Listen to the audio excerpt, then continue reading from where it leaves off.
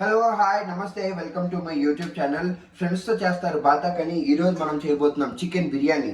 Chicken biryani చేసుకోవాలంటే restaurant స్టైల్లో Hyderabadi style restaurant అనమాట. హైదరాబాదీ రెస్టారెంట్ స్టైల్లో మనం బిర్యానీ చేసేద్దాం. ఈరోజు ఫస్ట్ మ్యారినేషన్ చాలా ఇంపార్టెంట్. ఏమేం చేసుకోవాలంటే మ్యారినేషన్కి first 1 spoon of ginger garlic paste, next మన మన ఫ్రైడ్ ఆనియన్స్ చేసి పెట్టుకున్నాం ఆల్రెడీ రెడీగా. ఫ్రైడ్ ఆనియన్స్ ఇలా వేసేసుకొని ఇవి కొన్ని ఉంచుకున్నాం, లాస్ట్లో బిర్యానీ చేసేటప్పుడు పనికొస్తాయి. తర్వాత కొత్తిమీర మరియు పుదీనా కట్ చేసుకొని దాన్ని వేసేసుకొని హాఫ్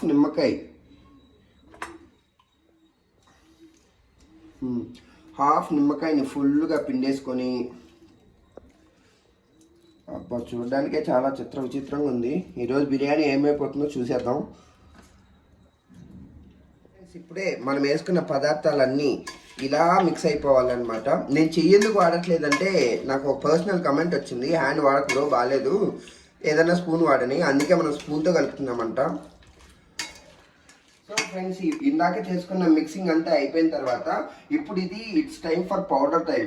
ఫస్ట్ 1 స్పూన్ ఆఫ్ మిర్చి తీసుకోండి. మా మిర్చి కొంచెం ఘాటు కాబట్టి నేను లైట్గానే తీసుకుంటున్నాను, మీరు కూడా మీకు టేస్ట్ తగ్గట్టు తీసుకోండి. అండ్ ధనియా పౌడరు ఇది కూడా కొంచెం. అండ్ నెక్స్ట్ తరువాయి భాగం ఇదనమాట పసుపు, ఇది 1/4 కాబట్టి లైట్గా వేసుకోండి. And coming to this is jeera powder అనమాట. ఇది కూడా 1 స్పూన్ అంత వేసుకోండి టేస్ట్ కోసం, jeera powder. And coming to last one garam masala. ఇవన్నీ వేసేసుకొని మిక్స్ చేసేసుకొని ఫైనల్గా పెరుగుతో టచింగ్ ఇచ్చేద్దాం. గరం మసాలా కూడా టేస్ట్కి తగ్గట్టు వేసుకొని ఇలా మొత్తం ముక్కలకన్నిటికీ బాగా పట్టేలాగా తిప్పాలి. ఫస్ట్ నేను దీనికంటే ముందు మీకు ఒక టిప్ చెప్తాను. ఈ చికెన్ని నేను ½ అన్ అవర్ వరకు సాల్ట్ వాటర్లో పెట్టాను అనమాట. ఎందుకంటే సాల్ట్ వాటర్లో పెడితే జ్యూసీగా టెండర్గా అనిపిస్తుంది అంట చికెన్. అది ఈరోజు టిప్ అనమాట. ఇలా మిక్స్ అయిన తర్వాత చూస్తున్నారా ఎంత కలర్ఫుల్గా ఉందో చూడడానికి. Now it's time for ghee. 2 spoons of pure ghee వేసేసుకోవాలి. గీ వేసుకొని మళ్ళీ మిక్స్ చేసుకోవాలన్నమాట. మనం మసాలా మొత్తం ఈ చికెన్కి పట్టేలాగా మిక్స్ చేసుకుంటేనే మనకు ఆ taste, aroma, flavour, what ever you name అవన్నీ బాగా వస్తాయి అన్నమాట.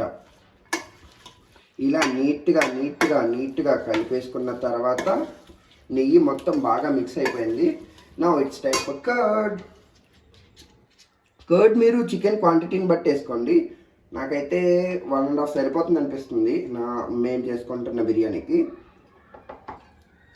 కర్డ్ కూడా వేసేసుకొని నీట్గా కలిపేసి దీన్ని మ్యారినేట్ చేసి ఒక 1 అవర్ ఖచ్చితంగా దీన్ని ఫ్రిడ్జ్లో కానీ లేదంటే ఏదైనా ప్లేస్లో పెట్టేసి 1 అవర్ దీన్ని డిస్టర్బ్ చేయకుండా ఉంచేసుకొని తర్వాత ప్రాసెస్ స్టార్ట్ చేసేసుకోవాలి. అండ్ దానికంటే ముందు ఈ కర్డ్ కలిపిన తర్వాత ముఖ్యమైన పదార్థాలు 3 ఉన్నాయి, అవి చూపిస్తాను. 1 సెకండ్. ఈ కర్డ్ అంతా మంచిగా మిక్స్ అయిపోయింది. Now it's time for special items అనమాట. ఇదిగో ఈ 3. ఫస్ట్ 1 చెక్క, 3 లవంగాలు, అవి లవంగాలు కాదు, యాలకులు. అండ్ 1 బిర్యానీ ఆకు. సమ్టైమ్స్ ఇట్ హ్యాపెన్స్, మనం ఏం చేయలేము. ఇవి కూడా వేసుకొని నీట్గా కలిపేసుకొని ఉంచేసుకోవాలన్నమాట. అంతే. బిర్యానీ చేయడంలో మనం సెకండ్ ఫేజ్లో అయితే ఉన్నాం. సెకండ్ ఫేజ్లో ఏం చేసుకోవాలంటే ఫస్ట్ ఒక పెద్ద బౌల్ తీసుకొని అందులో బాగా వాటర్ తీసుకొని 2 బిర్యానీ ఆకులు, 1 చెక్క, 5 యాలకులు, తగినన్ని లవంగాలు ఇవన్నీ వేసేసుకొని దీంట్లో రైస్ బాయిల్ చేసుకోవాలన్నమాట. 70 to 90% అయ్యేంత వరకు ఈ రైస్. ఫ్రెండ్స్, సాల్ట్ వేయాలి. ఇప్పుడు కొంచెం సాల్ట్ వేసుకొని అలాగే కొంచెం అల్లం వెల్లుల్లి పేస్ట్ కూడా వేసుకోవాలన్నమాట. ఇందాక మనం చికెన్లో ఒక 1 స్పూన్ వేసుకున్నాం. ఇప్పుడు ఈ రైస్ చేసే దాంట్లో కూడా కొంచెం అల్లం వెల్లుల్లి పేస్ట్ వేసుకోవాలి. 1 స్పూన్ వరకు వేసుకోండి, బాగుంటుంది టేస్ట్ తగ్గట్టు. Now it's time to go for rice. ఇదిగోండి రైస్ వచ్చేసింది. ఇందాక నేను దీన్ని 1 అవర్ నానబెట్టుకున్నాను ఫ్రెండ్స్, బాస్మతి రైస్. మీరు కూడా అలానే నానబెట్టుకోండి, చాలా బాగా వస్తుంది. మెత్తగా రైస్ వేసేసుకోవాలి నీట్గా మొత్తం. ఇలా రైస్ వేసేసుకొని 70 to 80% అయ్యేంత వరకు దీన్ని కుక్ చేసుకోవాలన్నమాట. తర్వాత ఫేజ్ 3 స్టార్ట్ అవుతుంది. అది కూడా చూసారు. మనం థర్డ్ స్టేజ్కి వచ్చేసినాం. గంట తర్వాత ఇప్పుడు చూసారా రెఫ్రిజిరేటర్లో గంట పెట్టాను, గంట తర్వాత ఇలా ఉందన్నమాట ఈ మిశ్రమము.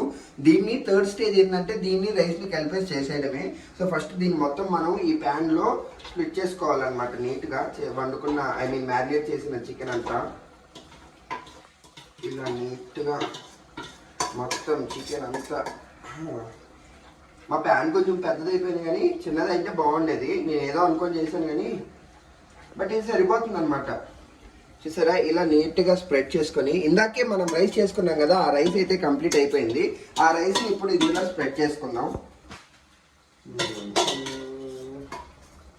Yes, this is done.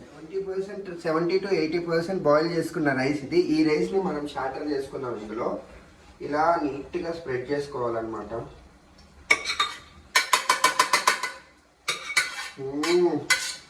Maximum అయిపోయినట్టుంది rice, but still we can cook, no problem. నేను ఇంకా స్టవ్ ఆన్ చేయలేదు, ఎందుకంటే మొత్తం వేసేసుకున్న తర్వాతే స్టవ్ ఆన్ చేద్దామని నా ప్లాన్ అనమాట.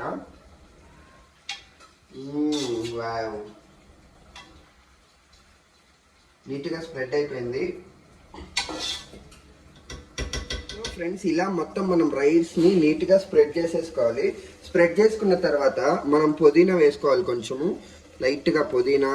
ఫస్ట్లో మిగిల్చుకున్న కొన్ని ఫ్రైడ్ ఆనియన్స్ మొత్తం వేసేయండి, ఇంక దీంతో పని లేదు మనకు.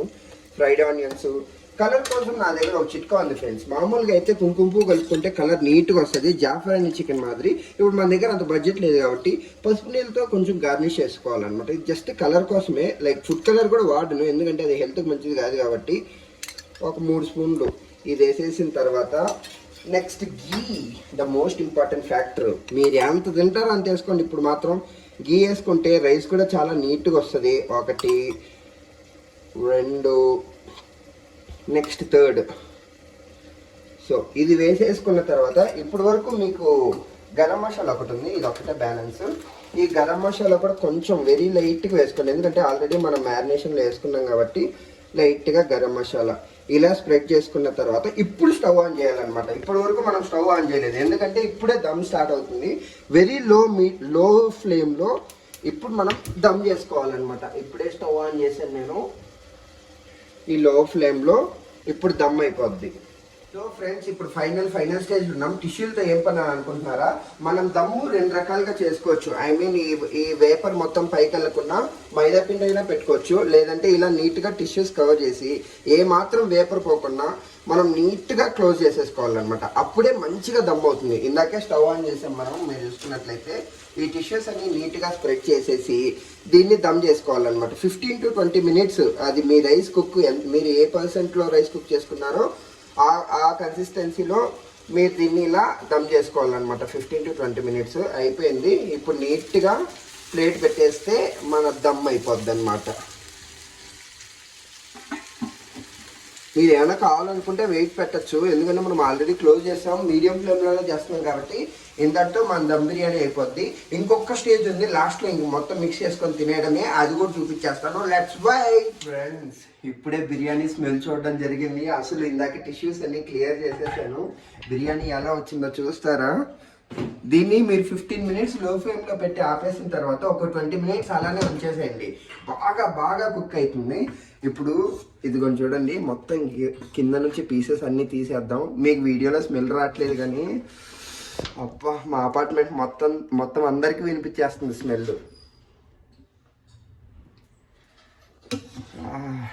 అబ్బో, ఆగలేకపోతున్నాను సార్. పెట్టేసుకుంటున్నాను, వడ్డించేసుకుంటున్నాను. ఇదిగో 2 ముక్కలు బాగా కుక్ అయ్యాయి. కొంచెం మసాలా తగిలేలాగా రైస్ తీసుకొని, అసలు ఈరోజు మేము చేసిన ప్యాన్ కూడా మాకు బాగా సహకరించింది నాన్ స్టిక్ అవడంతో. Just tasting it. చాలా వేడిగా ఉంది.